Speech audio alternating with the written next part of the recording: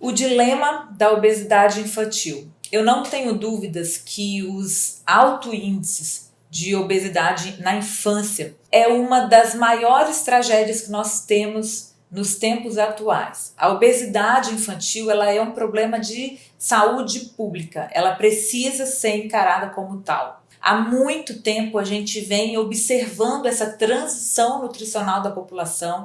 A gente entende que as crianças estão ficando mais sedentárias, estão deixando de fazer atividades físicas. A população como um todo fica mais dentro de casa, até por conta dos índices da violência. Então a gente tem visto uma grande diferença entre as crianças de 30, 40, 50 anos atrás e as crianças de hoje.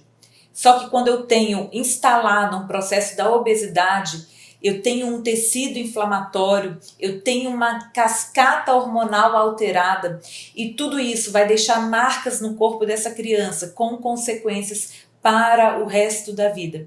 E aí eu tenho que chamar a sua atenção para especialmente o tipo da obesidade, a classificação da obesidade que a gente hoje entende como mais grave, que é a obesidade infantil por origem epigenética. Existem sinais clínicos que a gente avalia, existe toda uma anamnese que a gente faz na consulta para entender se essa obesidade é de origem epigenética ou não. O caso clássico da obesidade de origem epigenética, por exemplo, é o bebê que é CIUR, que tem crescimento intrauterino retardado, onde essa criança passa por uma necessidade nutricional, ela tem uma carência nutricional, ela está num ambiente uterino deficiente de algum nutriente, poderia ser por um motivo da mãe fumante, poderia ser por uma série de motivos que a gente avalia na gestação, mas se esse bebê não cresce, se ele tem uma restrição de crescimento intrauterino, no momento que ele sai desse ambiente hostil, ele é exposto às calorias normais, adequadas para a idade, para a fase da vida dele, ele se torna um bebê poupador, ele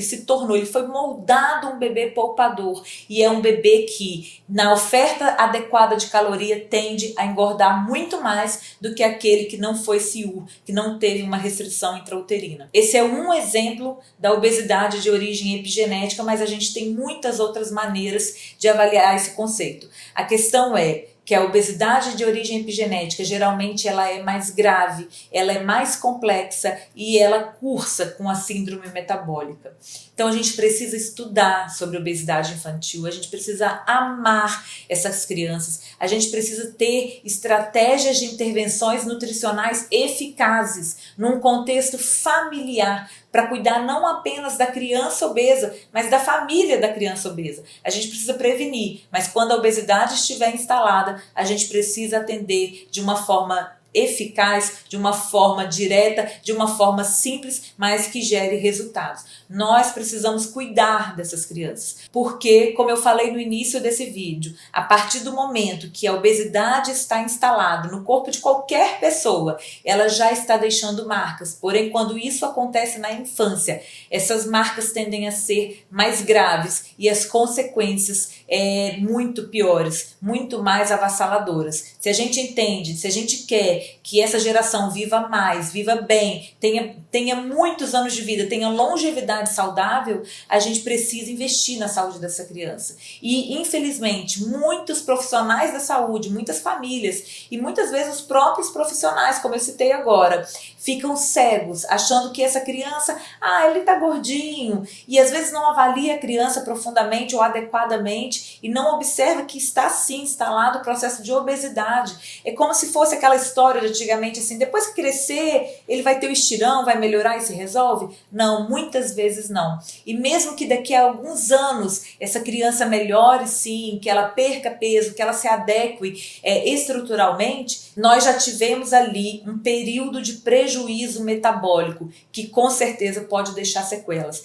Sim, é um desafio muito grande cuidar da criança obesa, cuidar da família da criança obesa, mas nós não podemos negligenciar isso. Também é muito gratificante quando eles conseguem entender, quando conseguem fazer mudanças. A gente consegue, junto dessa criança e dessa família, mudar o ambiente, ter resultados. É lindo e é muito gratificante. Para isso a gente precisa se preparar, Como eu disse já em alguns momentos aqui, a gente precisa amar essas crianças, investir na nutrição dessas crianças e fazer a diferença na vida delas. A criança obesa vive um dilema nutricional, bioquímico, metabólico, vive um sofrimento grande na escola. A gente tem estatísticas maiores de depressão e de vários transtornos de ansiedades relacionados à criança obesa, e nós podemos muito contribuir para a qualidade de vida dela, para a saúde dela como um todo. Vamos juntos, como eu digo sempre, fazer a diferença nessa geração. Prevenir a obesidade infantil e cuidar daquelas crianças que precisam desse cuidado, desse olhar de amor, desse olhar competente que de fato possa tirá-las do quadro da obesidade, que é tão difícil, tão triste e que deixa tantas sequelas. Vamos juntos!